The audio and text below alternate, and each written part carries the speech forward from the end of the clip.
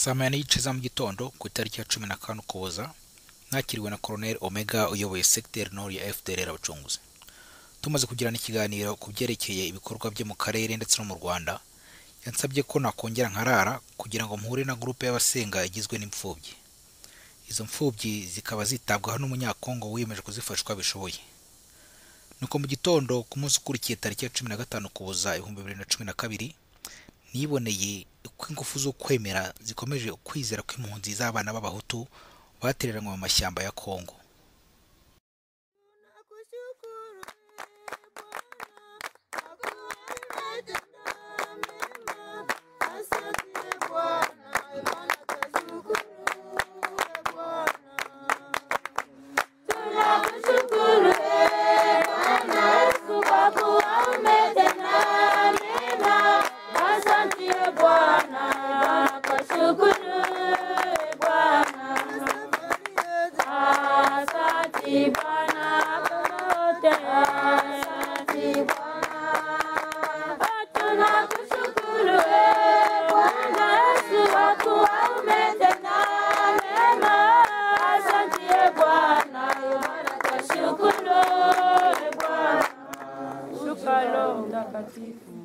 Usifiwe kweli Yesu Kristo mkombozi wetu. Ani umetupenda mapendo yako ya ajabu na ukatutumia Roho Mtakatifu ili acha tuongoze. Tunakualika Roho kiongozi, uje ndani mwetu kwa kutujaza nguvu zako ili tupate kutenda yaliyo mema. Utushukie Roho Mtakatifu. Utushukie Roho Mtakatifu. Koko Mana Roho Mutagatifu tumanikire kuko ari wowe dutezeho imbaraga zawe kandi zidufasha kugira ngo tugendane nawe turagutabaza kugira ngo uze kudufasha mu rugendo dufite rw'aha mu butayu n'urugendo rw'aha kuri iyi si twashishwe nawe kubikoresha bizima mu gihe cyose tukikorana nawe umwanzi se kuko atabyishimiye none rero tumanukire kugira ngo tubikoreshe bya bizima tumanukire Mana Roho Mutagatifu tumanukire Mana Roho Mutagatifu abayoborwa nawe nibo bana b'Imana koko Roho Mutagatifu niyo mpamvu tugutawaje muri iki gitondo kugira ngo uze ukomeze amavadandabirana kandi utuyobore inzira igana ijuru utumanukire Mana Roho Mutagatifu tumanukire Mana Roho Mutagatifu imbaraga zacu muri byose na hose Mana Roho Mutagatifu manukira kudukomeza mu imbaraga zawe zishobora gutunganya neza ugushaka kwawe muri twe gutabarije abayobozi baduhaye muri ubu butayu komeze kubongerera imbaraga gutabariza ingabo ziri ku rugamba cyane cyane ziri gukomereka kugira ngo komeze kuzibera muganga kandi uzihumurize uzi kwihangana nawe zifite tumanukire Mana Roho Mutagatifu tumanukire Mana Roho Mutagatifu cyabaye kuko Mana Roho Mutagatifu sene wije gito gutabarizwa imfungwa zo mu magereza anyuranye cyane cyane z'ingo mu cy'u Rwanda no muri Arusha ubuto n'abayobozi bacu bafunze kugira ngo Imana nzima baye kwihangana bihanganisha abaye kandi bihanganisha nabo bose barwaye indwara zaburiye imiti tumanukire Mana Roho Mutagatifu tumanukire Mana Roho Mutagatifu isi yose iragukeneye Mana Roho Mutagatifu cyane cyane uturere turimo intambara tugutuye kugira ngo tumanurireho urumuri rwawe hoshe izo ntambara kandi n'abagenda baharenganira cyane cyane abaturage b'inzira karengane nabo barenganure gutabariza abagore ndetse n'abari bafatwa ku ngufu kugira ngo nabo bahe umutima wo kwihangana kandi ukomeze kubikiriza ubamanukire bose Mana Roho Mutagatifu ubamanukire bose Mana Roho Mutagatifu Mungu Baba tunakuita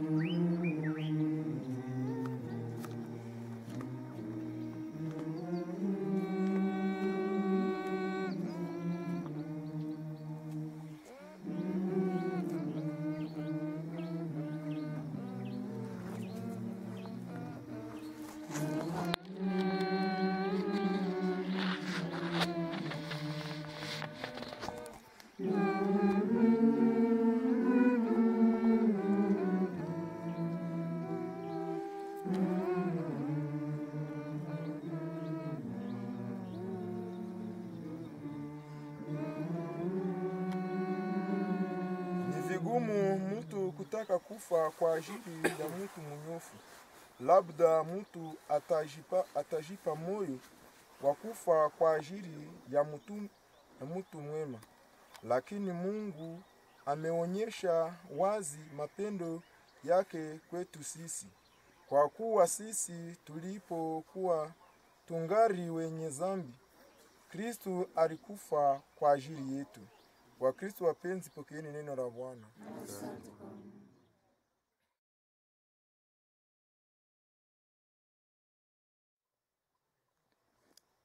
Mwana mseho? Nje nabibwiye rero nturutse kure iyo bigwa nje kubasura. Ntabwo nari nzi ko hari groupe isenga muri uyu. Necyo ko nari nzi ko abahungu basenga, abasore basenga hano.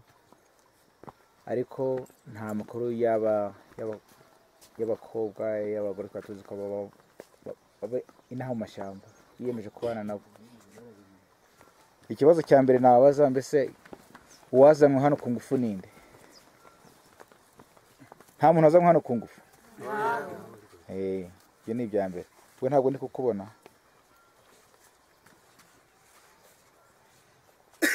Nimuvuga mugerageze kurangurura gatoya kugira ngo bizumvikane neza.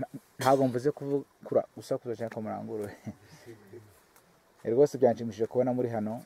Numvisha rwose twishimye cyane. Tuzi ko abashiki bacu benshi bagiye babura ntituzabone basuye u Rwanda. Ariko icyo nabaza, mbese kubera iki mwemeje uyu murimo? Wambwira nkaho impamvu wiyemeje umurimo? Murakoze. Iyo mpamvu niyemeje uyu murimo nuko twasohotse mu gihugu tugeze no mu mashyamba nyine tubona ukuntu ubuzima bumeze, kandi Imana itubwira ko ifite umugambi wo kuzadusubiza mu gihugu cyacu.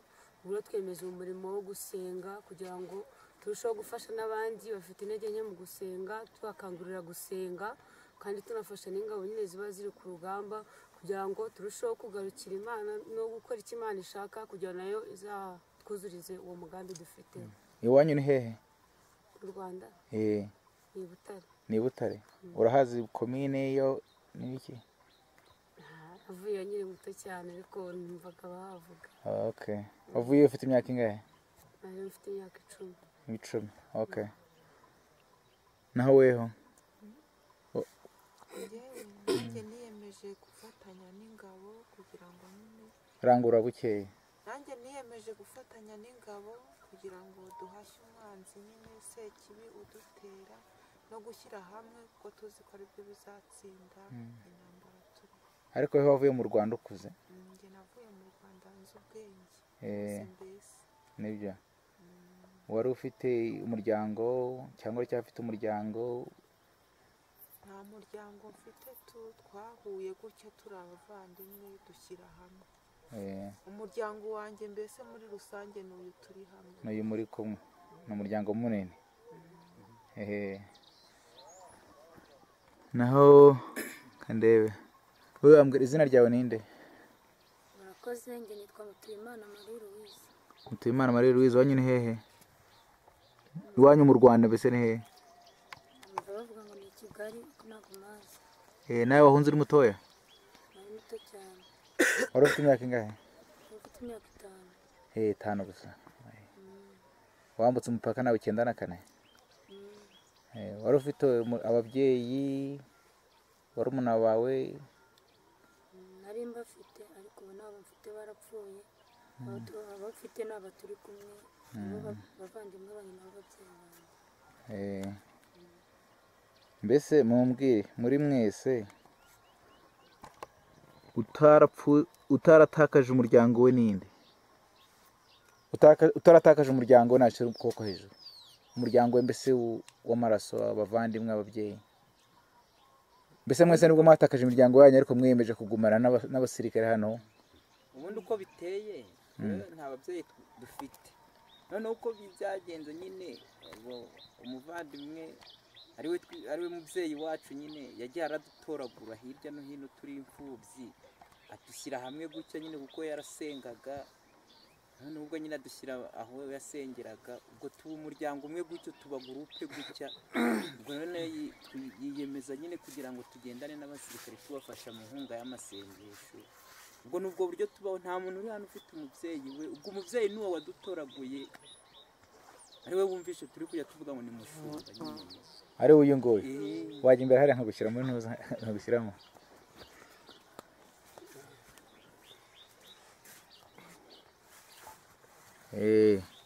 mushumba we wagira icyo umbwira kuri iyi groupe yawe abantu nzi ko twahuye nijoro tukaganira bukeya ariko ndabona rwose ufite ahubwo umuryango munini Imana yakwihereye kandi wiyemeje gukurikira Imana wambwira ukuntu wabitangiye n'impamvu wabikoze bitangira n'ibiri impamvu nabikoze birumvikana ko atari njye wabitahiye kandi hari njye wabikoze uko Imana niyo yabinshoje warangurura gatoya Imana niyo yashatse ko mbikora kuko Imana yarampamagaye ubwo narindi ndi wanjye kuko ngiye ndi Umukongomani Imana imbwira ko ngomba gusabira intambara mu kuyisabira rero mbona birakomeye kuko impunzi zingezeho impunzi zijya zita abana kubera ko n'abarwayi n'abakiri ntabwo ari abagusaba nabo nsigaranye ubwo twari tugeze no mu bantu bageze muri 300 n'abandi ariko ku buryo najyaga mbakira bamwe ariko nabakiye kuko batagira ababyeyi abandi kuko batagira uko babaho nyine kubera uburyo bwo guhunga abana bazimiye ubura abana mbarira gutyo ariko Imana bari inshubuza bityo haboneka abasirikare bafite umutima mwiza baravuga bati uriya muntu udufasha kurera ziriya mfubyi twamwiyegereza ugombana nabo gutyo nabo baramfasha kujya tuba uburyo bwo kubatunga ariko noneho haboneka n'abandi bagizi ba neza bakajya badufasha ku buryo kugira ngo tubane gusa ntaraba gusa hari n'abandi igice kimwe cyashoboye gutera intambwe kiza imbere ikindi hari ikindi gice kiri inyuma cy'abana batoya bari munsi y'imyaka 10 kugeza ari ku myaka 6 bari mu myaka 6 bangana nk'uyu nguyu uyu nguyu afite imyaka ingahe uyu ari mu 12 abandi bari munsi ye cyane ubwo abandi bari munsi ye basigaranye n'umudamu ubwayo ngiyo twashoboye kuba umuvandimwe washoboye kuba yaba abaducungira baraho ngaho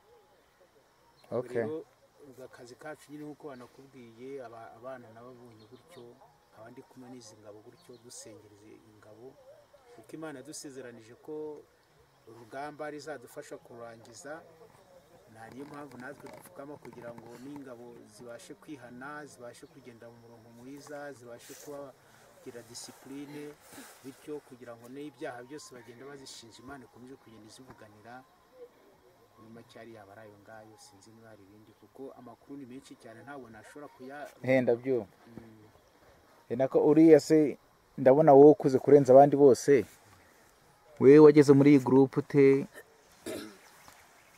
murakoze yewe nanjye naje mvuye ikibeho twarahunze mu 94 intambara yarateye duhungira ikibeho badusangayo uri muri babandi baba bararokotse ikibeho babandi Inkotanyi zikica abantu zikabarimbagura ikibeho nuko mbega nari byo ndi kumwe n'umuryango wanjye na mama n'umugore bari mu nabanje bose ariko twagize ikibeho tugeze ikibeho bari bahatukura nyine bariho badukubira badutetse kwa 5 bita kwa 2 noneho kwa 6 baturasama bakubitamo amasasu baraturasa twose ubwo nyine mbega nashidutse mbona ndi kwiruka nkandagenda ngenda ntazi iyo nerekeza ntazi niyonge umugore w'umutabana aratagenda n'umwe n'abana bari kumwe nanjye ubwo ngenda ukwanjye na mama bose sinakubira ibyaha ndagenda ubwo nagiye tukwati tugiye Burundi cyeze Burundi tubariho turwari twavuye batuzana ino muri Congo wari warashwe nanjye nari narashwe bari bandashije magize ndivuza ndangiye maze gukira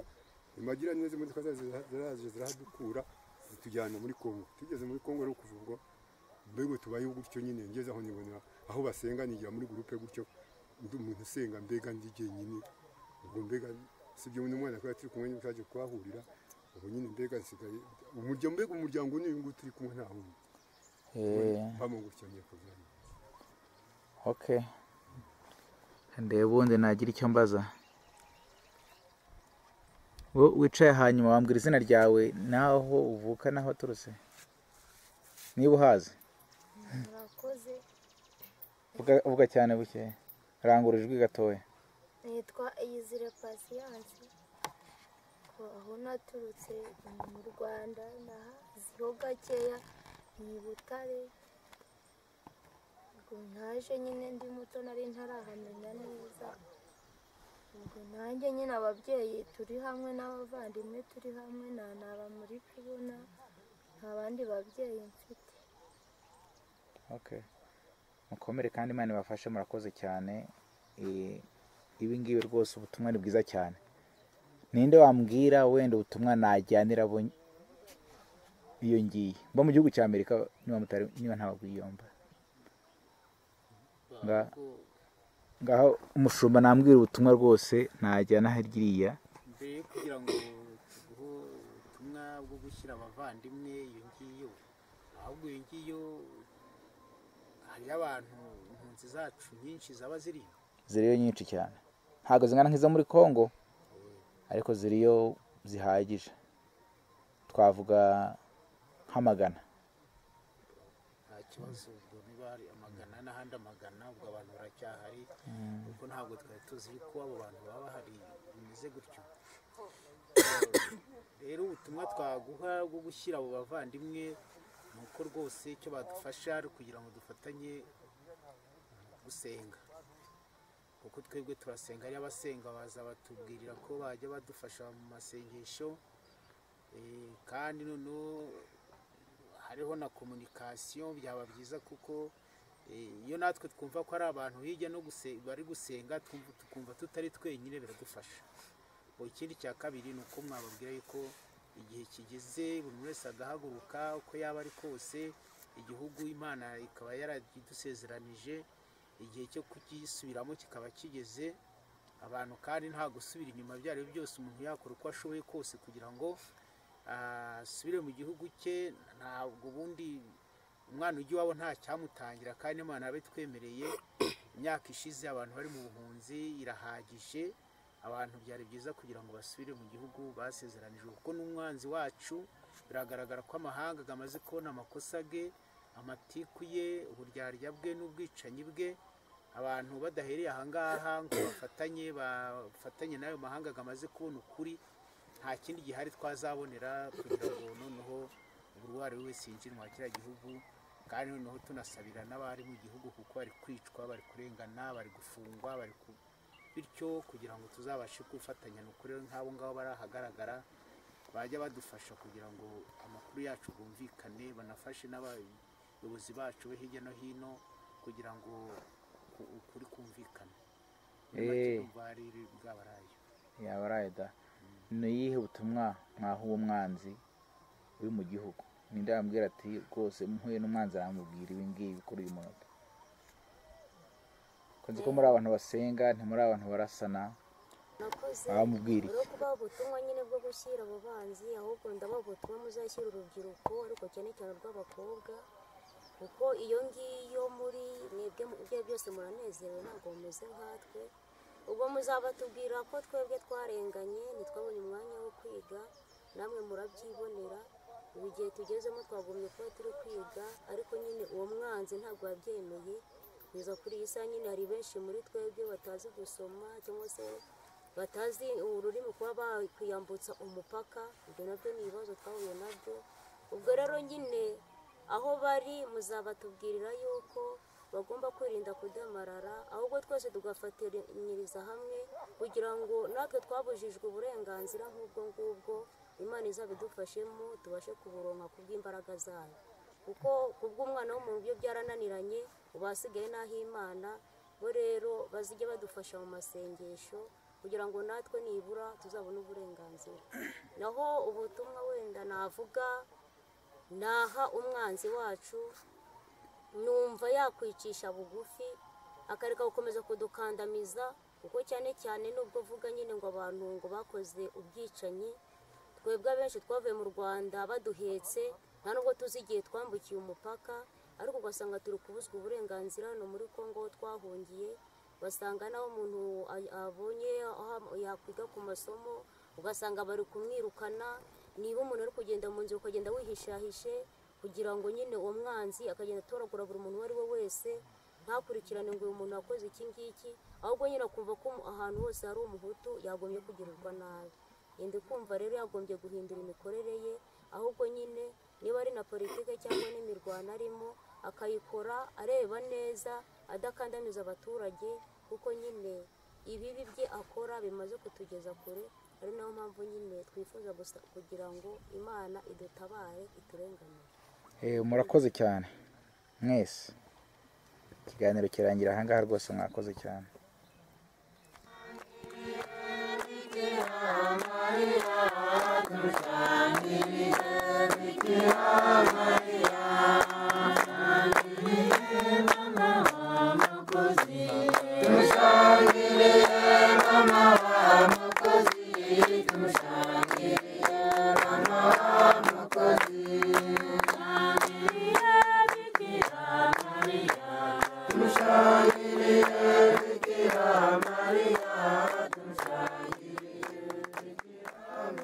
abavuga ati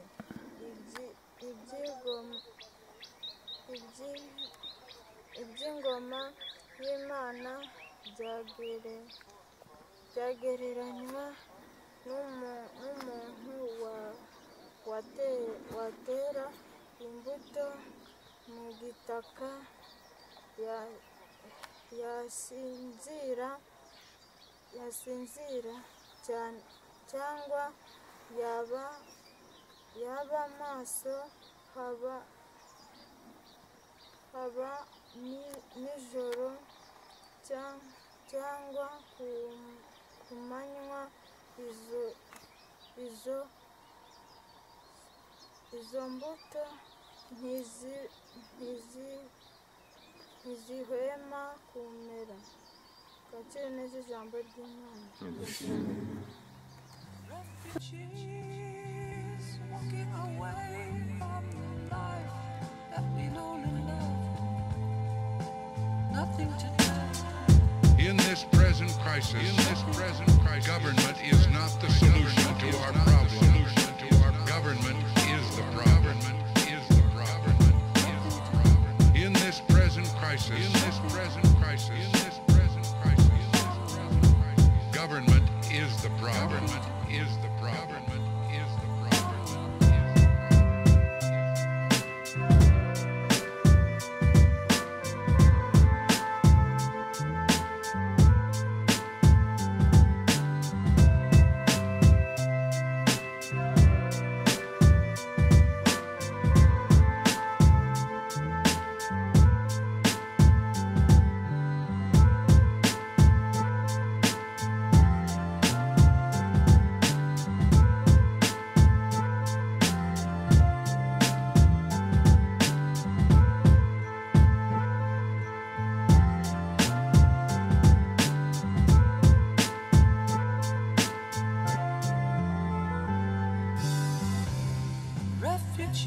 When I was a child, I thought as a child and spoke as a child. But when I became a man, I took that child out back and shot.